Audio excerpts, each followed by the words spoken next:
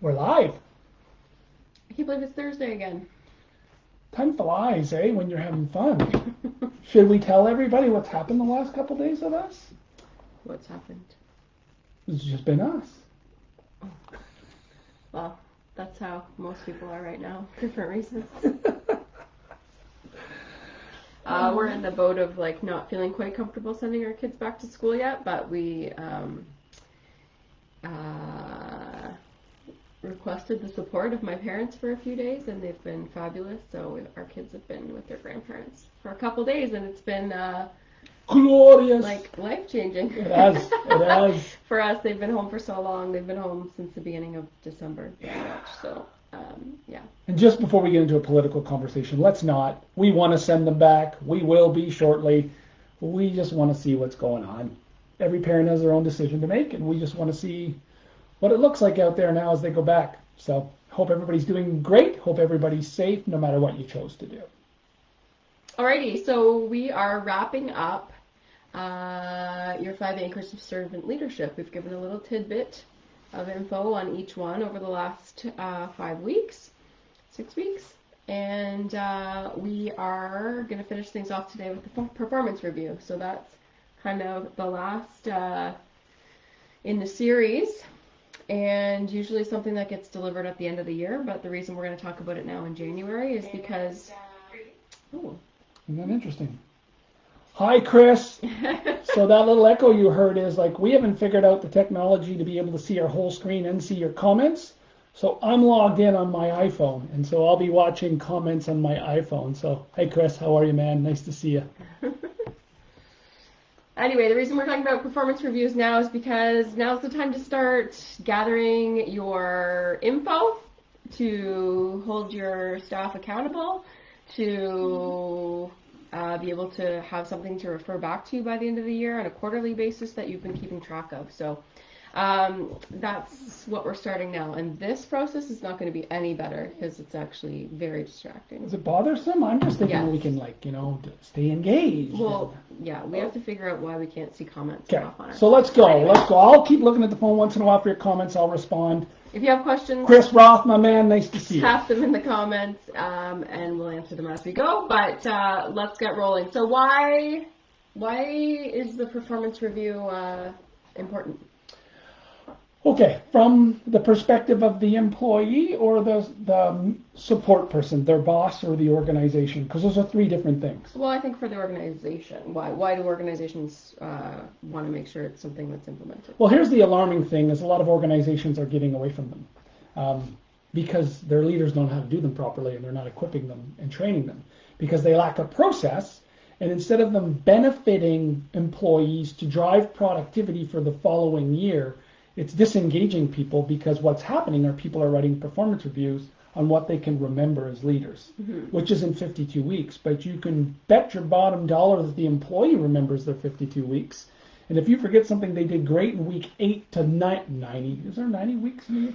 8 to 19 and 19 to 42, but yeah, they struggled from week 48 to 52, and they get a negative review, you can understand how that disengages. So leaders don't want to write them because they're not equipped to write them, and they don't want to deal with the conflict. And employees don't want to get them because they don't find value in them. That's a big generalization. A lot of organizations still do review, and that's the purpose of this session today is teach you how to do them right. But that's why they're important for organizations is they recognize the behaviors that cause the positive results. They identify the gap that needs to be improved for the following year. And if you're doing them properly with everybody, behaviors are being repeated that contributed to the success of the organization in the year to lead you off for the next year, and behaviors that cause deficiencies and held you back are being addressed for the following year. So that's the number one reason why they're important for organizations. The reason that I'll just jump ahead to the next stakeholder. The reason they're important for managers is it builds even more trust with their employee. For their team, for their department, how do they recognize the behaviors that are letting them win and deliver on what's expected of them as a leader through their team, and measuring those results and getting behavior change for the following year to bring the departmental or the team results up. They're important for the employee most of all because, one, most organizations tie compensation to them, right? Performance review is usually either bonus time or salary increase time. And if you don't tie compensation to them, they're still important for employees because they want to know what they're doing well and that they matter. And they want to know what you want them to fix so you can be satisfied with their performance next year. So they're critical for employees because they want to feel like they were properly evaluated based on a yearly body of work and are being treated fairly. And they need their North Star for the following year. You did this really great. Do it again. Love you. Here's what you're doing to cause a result. Hey, this is the gap that if you fix, sky's the limit. You can take your career to the next stage. So that's why it's important for the three stakeholders. Problem is, no one trains people how to write them properly. Right, and for most organizations, it's probably one of the only kind of ongoing reference points you would have on a person's progress and areas of improvement, because, and that's how it ties back into your whole kind of system around the one-on-ones, because if an employer is not meeting with their team on a regular basis, then it just comes to performance review time and they get a performance review. It's really the only, source of feedback they're hearing in the entire year of work. Yeah, and like, not to be negative, because we're turning this into positive. We're going to share behaviors. But whether you're watching this on the replay or watching this live now, Chris Roth, okay, what I'd like is give us an example of a terrible review you had. Don't name your boss, don't name the company, and why was it terrible? I hear stories from organizations that I go in and train, which is great because the organization is saying, hey, like, not okay, come equip our team, let's do these right. But where employees through employee engagement surveys are saying, our performance review process is broken. Well, how come? Because I get a 6-month review, but I've never seen my boss in those 6 months. And I get a performance review dropped on my desk and say, read it and give me your thoughts. And I'm completely disempowered as an employee because we haven't talked about it. So how do I argue? You're my boss. I sign it. I leave the office pissed off and not motivated to work harder this year. Like that is, those are the things that are out there that organizations aren't doing well, to your point about the lack of process and connectivity behind the performance review. But that doesn't happen often. Oh, it happens all the time. Where you deliver a performance review without an actual one-on-one face-to-face discussion or meeting, like that you would just drop it on someone's desk. Let's see in the comments. Really happen, does it? Sure does. Sure does. Now, there's still a conversation, but there's a written review passed. Have a look at this, give me your thoughts, and then we'll talk about it. If you agree with it, sign off. It's like self-evaluations. Right? How do you feel about self-evaluation? We need to talk about this. And again, I need to give you some value in telling you how to use self-evaluations. So I'm getting there. But the biggest crutch I've seen from leaders in organizations that have self-evaluations is let the employee write it. And leaders do one of two things, which are not good for your business under that process, is they'll avoid conflict. So the behavior never changes because the employee says, I'm doing great. There's nothing wrong with me. And we think they're defensive to feedback. And my God, I can't lose them because I'll be short-staffed. So we give them the performance review they wanted. Right. But it doesn't solve the behavioral issue that's holding the employee and the organization's productivity back. That's the number one issue. Number two is leaders take that self-evaluation and they own the self-evaluation, but they literally copy and paste because they get it too early, and they write the review based on the self-evaluation and just add their comments on top of it. So there's a little more work with a little bit of their comments. The employee can read right through that. So here's what I'm going to tell you how to use self-evaluations. We're into minute number 9 here. We're doing okay. So this is one of the big anchors that I want to talk about. And we probably fast-forwarded through the one-on-ones, and they're important, but we'll come back. If you get a self-evaluation, it can be an extremely valuable tool. Here is what I've done in organizations, and I've trained all my directors and VPs and managers and supervisors who reported into me, and again, because I learned it from someone else. So I'm just paying it forward.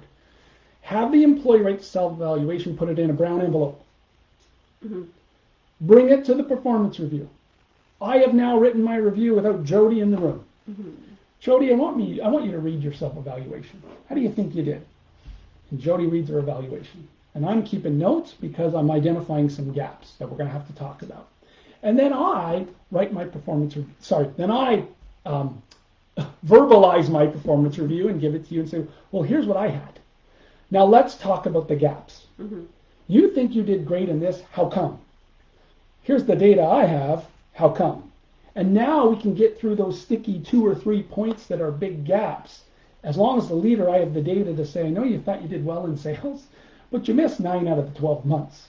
So this is why it's an issue. And so now you put the self-evaluation and my evaluation as a leader out independently, and you build this positive tool that's going to help you move forward and connect and get rid of the conflict because you can discuss it. Hammer it out, get on a plan, and move forward for the following year. If the two match, that is just validating that your one-on-ones are working with that employee, your development strategies are working with that employee, your coaching during the game is working with that employee, your connection with that employee is working well, and you just got to keep that relationship healthy because you're both on the same page. But organizations, out goes the self-evaluation, and the employee sits there and gets the review and goes, yeah, no shit, Sherlock, I wrote it. Do you think the self-evaluation is important? Critical. It's an important piece still, but huge. It's not used right. It's not used right because, performance reviews should be about both parties in the relationship reviewing how the year went. Mm-hmm. Now, you don't get to review me. I've got a boss who's giving me my review, but you get to tell me what you think what worked well for you, point to those wins, get to tell me what you think you need to work on, and I get to validate that. Ultimately, the performance review is my signature, and I'm holding myself accountable to signing off on what you did this year. But we get to have that valuable dialogue to close any gaps. It's such a huge opportunity. Now, here's why. Let's get to the next point. I think I'm going. Or do you want to go there next? That's fine. Okay. No, because now these aren't two-way conversations. I'm doing all the talking. I get too excited. She's brilliant, and I friggin' hold 90% of the conversation. I'm just the moderator. So. Well, moderate away a little bit more. Then. I'm talking too much.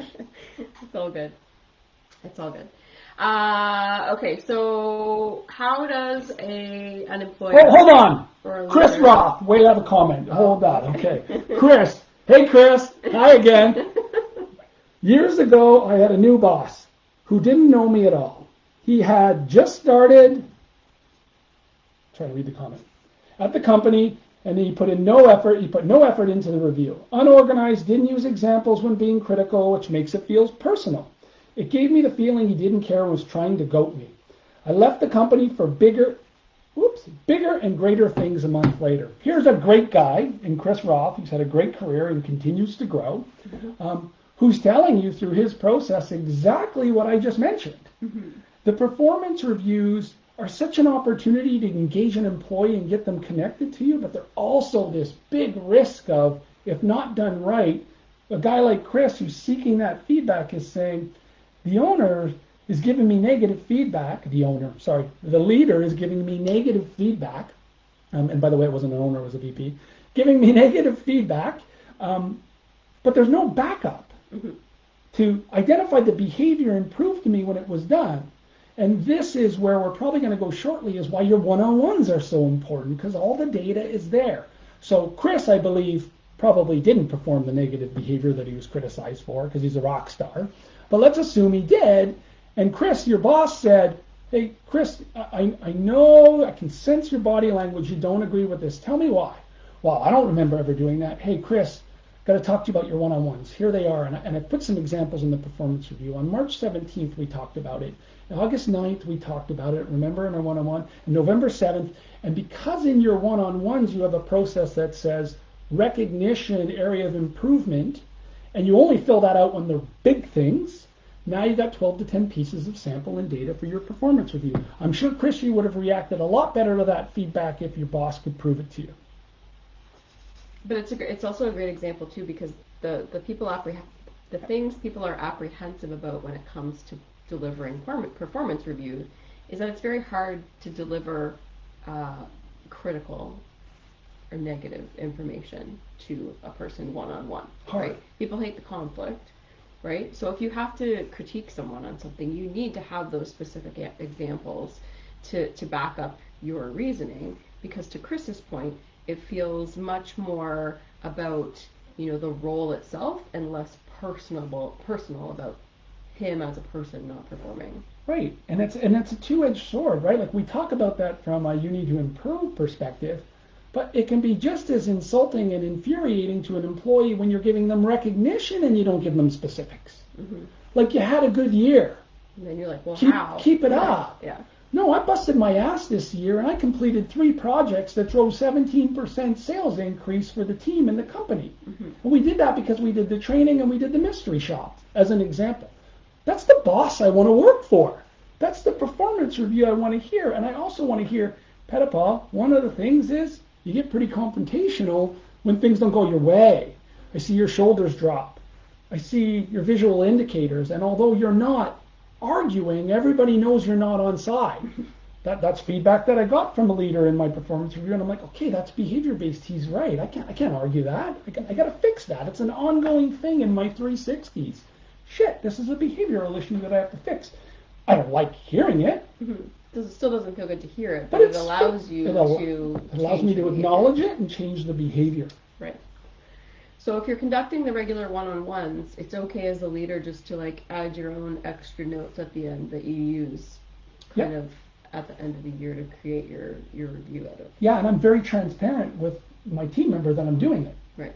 So like on the one-on-ones, if you want accountability and you want people to buy in, be transparent about what your process is. I don't keep a secret note that says, I know you weren't implying that, but I don't keep a secret note that says, okay, that's bad in the performance review. I talk to people about the 5 boxes and the guide and the processes about our one-on-one, and I speak specifically to that. I say, listen, and I train all my managers to do this. I'm sure there's a bunch listening to this on replay that will remember these conversations. That box gets filled in if it's above and beyond, and it's a measurable behavior that was something that created a result no one was expecting, and you need to be specific about the behavior. It's the type of thing that in the performance review, you want to talk about the 3 things they did great this year. If you see it, put it in the box so you can speak to it at performance review time, but while you're addressing it in the one-on-one, be very specific about the result. Hey, Jodes, I want you to know that I got great positive feedback. So I want to talk about your customer relations with third-party organizations. We got great feedback from Maple Leaf Sports, from Major League Soccer on how we put on MLS All-Star. I spoke to Evan Dabby at the league. Here's how we felt about working with you guys. So I want you to know this was really good for the stadium from a exposure perspective. And boy, because the event was so well run, our per caps have never been higher. People were happy to be in the stadium that day, so great job. That would show up in a one-on-one. And then if there was 3 of those themes through the year about your relationships with promoters or third-party vendors, that would show up as a strength in your performance review, of which I'd reference 3 or 4 very specific data points. But we don't train people to write performance reviews. No. The other thing I was going to say is that's a good point with positive feedback, but the same could be said with negative feedback. If you're performing the one-on-ones on a regular basis, it allows you that time to deliver the critical feedback, have that person then go and change the behavior, right? And then at performance review time, you can say, remember back in April, I told you XYZ wasn't working. I was really happy with the way that you kind of stepped it up after that. Here's how I noted that you changed, whatever, your work habits, your perspective, whatever. And that allows it to show up in the performance review like a positive. Checked off. You were open to the feedback, you fixed the behavior. Because they've already been having those regular meetings, and the leader was able to deliver that feedback, without it being in this like doom and gloom performance review environment. Yeah, and again, either checked off behavior changed, or checked off criticism warranted and I need to fix it. Whether it was Lee or Bob or Sean or McCrae or Lisa or whatever, consistent feedback to me that's always been fair is I'm impatient. I was told by one leader, I feel like you're always got 1 foot out the door and 1 foot in the door. Because if you don't get the growth you want, you're going to seek it elsewhere. Yeah. Yep. And I was very transparent about that. I'm ready for the next role and I want to grow. So when I got that feedback at performance review time about engagement and patience, it was fair game. We had talked about it multiple times during the year, and there'd be an example like, hey, twice this year you came to me with competing offers from other organizations, and I had to match them to get you to stay. I can't do that every time. At some time I'm going to need to call your bluff. I'm going to have to let you go, as an example. Okay, that's my deficiency. I never argued those points. You're right. But you went into that conversation knowing that was a deficiency of yours because you'd already had those conversations. I'd already been called out and I hadn't corrected the behavior. So when it shows up as an area of improvement, how do I look at my boss and say, no, that's not true? It's not a shock. It's not a shock. I didn't do that, right? And that's why people get nervous going into performance reviews when they don't have that regular feedback, because they're like, what are they going to tell me? Am I going to get good news? Am I going to get bad news? Right. And so if you don't have the process, people come fearful of it. And if you don't, as a senior leader, train the consistency for everyone who does a review to do that, then you've got even more people in the organization walking in fearful. You know, there's a lot of work that goes into training for performance review before they're executed. A good performance review is 52 weeks long. So let's break that down. So how do you, because I've gotten into leadership roles in organizations where it was like, okay, it's review time. Here's the template. Write a review for your 4 direct reports. Right. I just went in and did what I thought I'm supposed to do. But how would an organization actually train their leaders to properly deliver? I'm using names here because you love the names. It's a positive story. So, you know, at Fusion, I had multiple directors or managers reporting into me by year 6. I had 2 or 3 departments, and so I would pull Nick, the manager of IT. I would pull Melinda, director in client services. I would pull Sam, the team lead on administration. I'd pull Amanda in, the manager of the project coordinators. I'd pull Jen in, the director of sales, and I would do a pre-training session before they started to write their performance reviews. And what I would identify exactly the way they would structure the performance review, not what they were going to write, not what they were going to say. I got the opportunity to review the reviews as the second level leader when they submitted them to me. But I always trusted them because they had this process. And what I taught them was your first thing you're going to do is open up your file of your one-on-ones. Go back and look at the box in the one-on-one that calls for recognition or area of opportunity. And remember, those boxes are only supposed to have the data in it that's above and beyond or a consistent deficiency. Find your 3 strengths in correlation to those. Find your 3 areas of opportunity, 1 to 3 in correlation to those. And then what I want you to do is I want 3 examples of that recognition you're going to provide, and I want you to add it as an appendix to your performance review. And so not only in their notes did we teach them write the behavior, write the value add for the individual and the value add for the organization, so they repeat that statistic and behavior. So very specifically, here's why it's important, here's what you did, this is why it's good for you, this is why it's good for us. By the way, as mentioned on April 11th, please see our one-on-one, and those things are at the back of the performance review. Guess how long it took all those well, you should probably ask Melinda, Amanda, but I can tell you how long it would take me to write a performance review, not execute. They took 2 hours. It's a long time to write a proper performance review, but they were chock full of data and there weren't arguments. There were emotional reactions. People don't like to get bad news. There were positive reactions of, oh my God, I forgot that. But the data was all in there. It took a little bit of pre-work. I'd pull out the employee file and go. And for you as a leader, it took you executing a 1-hour training to walk them through all the things they should be including. I've never had that happen before or heard of it happening. Most haven't. Right? Where the boss comes in and says, I was the only person in that organization doing that because I thought it was important. You have direct reports. We want to make sure these reviews are all encompassing. Hi, Cindy. Hi, Cindy. We're going to sit down together and we're going to talk through how it happens. I don't feel like that happens anywhere really at all. To all my HR peeps out there, I love you. You know who you are, and I'm sorry I caused you havoc through my career. But a shift happened in HR from my perspective, just one guy's opinion, so keep that in mind, no data to support this. My opinion, just to be clear. And you know what opinions are like. We all have them. Okay, don't need the middle part. HR departments went from skills development to administration.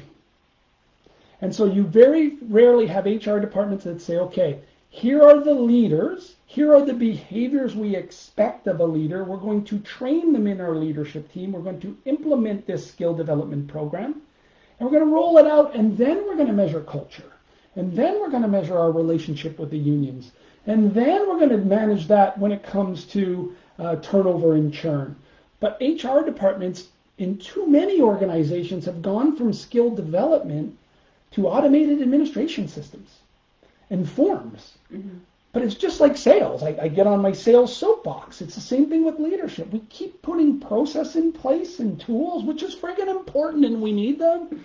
But we don't train anybody the behaviors on how to execute. Like what you just said is the reality in the majority of organizations. Here's the form. Fill it out. Get it on my desk by the 13th. Fuck, there's a person on the other side of the desk. Fudge, there's a person on the other side of the desk. You owe them the work. They've been contributing to your company for a year. Whether that's poorly or negatively, they've been coming in and doing their job. You owe them a process so they can learn from your feedback. Period. Okay, Period. So what if your organization is like a really big organization, right? And like a TELUS Mobility? Sure, like TELUS Mobility. Guess where I learned this stuff? TELUS Mobility, one of the biggest companies in Canada, taught us how to write these. We're fine. I'm fine. I watered the rink. It starts to snow. Now I got bumps all over the rink. I'm supposed to be the moderator. Right. And you just get so emotional. Okay, so. I get so emotional, baby. Sorry, I'm done. We had a little fun. Go ahead. And I think of you. Okay. Who sang that? Whitney. And it's shocking what love can do. You are not Whitney. Okay, so what if you're part of this really big organization and HR is trying to take a hold of this process? Yeah. Right? Nowadays, so much stuff has gone digital. What if an organization does like a how-to video, and they send it to their staff? Yeah. Here's how we want you to execute. Here's how you should be tracking. Amazing. Here's how you can take the time to implement. Please watch this video before you start to write your performance reviews. Awesome. It's less personable, but it's still that kind of instruction. Yes. And that takes away from individual time on the leader themselves, because then you can just be sending it to everyone. To me, that's like a newfangled way they could go about it. We send out ops manuals with screen caps on ERP systems to make sure you know how to do accounts payable, but we don't do it for performance reviews. Mm-hmm. Totally with you, 110%. Here's the word of caution. That all falls apart if we haven't trained people how to lead through the entire year. Right.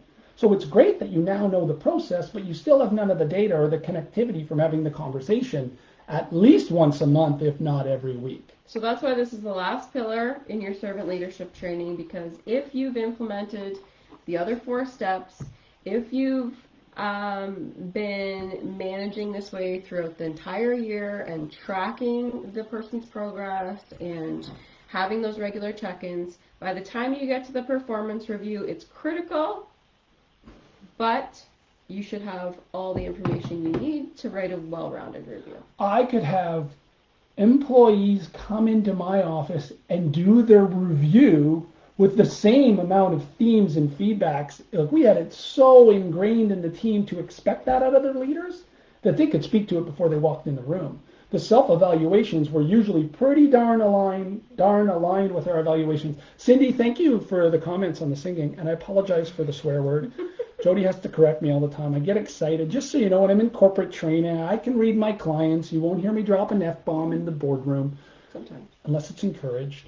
But I do get extremely passionate about this stuff. You know, it also takes away the surprise. There shouldn't be anything unexpected coming in the review if you've been having the regular meetings. Yes, and my frustration is I should, because I've been at every level in an organization, right? I started shaking fries at McDonald's, shifting shoes at Champs, and worked my way up. Mm-hmm. When I cross a boardroom and I don't call people out in an organization and I hear the CEO talk to the VP of HR and say, we got to cancel these performance reviews. They're not providing any value. That comment is coming from the CEO and the VP of HR saying, I don't want to do these anymore. They're not providing me any value. Mm-hmm. But 90% of your workforce is craving that feedback. They just want it fair. Mm-hmm. They want it specific. And the harder work is to say, let's make sure that anyone who is empowered, I love when Simon Sinek says this, by the way, that is not in charge of someone who is in their charge is equipped to manage that individual. Mm-hmm. But we don't do that. Well, and the reason the CEO would say, let's get rid of the performance reviews because they're not really doing anything, to me, that's... Oh, no, in fairness to the CEO, they're probably hearing that feedback of they're not any good. Right, but that CEO themselves need to actually invest the time to read the reviews to see what their staff is doing. Yes, but they need to, so going back to the coaching during the game, they need to sit in the meeting that I'm having with Melinda and so and so and so and so, or, you know, Bjorn or whoever, and see it and go, oh, okay, now I see how we're doing this. I got to give these guys some feedback. Petapal, come in my office. I want to talk to you about that meeting. I think we could do this better. Or go, holy shit, that's what you're doing? That's why your department always has the highest level of engagement in any company you've ever worked for. That is a fact, Jerry Maguire. And I want to replicate that elsewhere. Right. We got to do, it's why those 5 things, well, especially book promotion, are in this book. I was You put them together and people stay, they learn, your company grows. How'd you break sales records at that home building company? I didn't.